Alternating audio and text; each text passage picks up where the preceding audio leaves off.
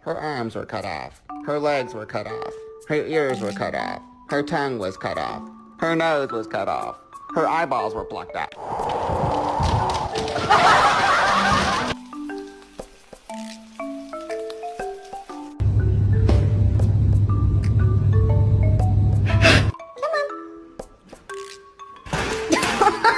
Could you please put your penis away?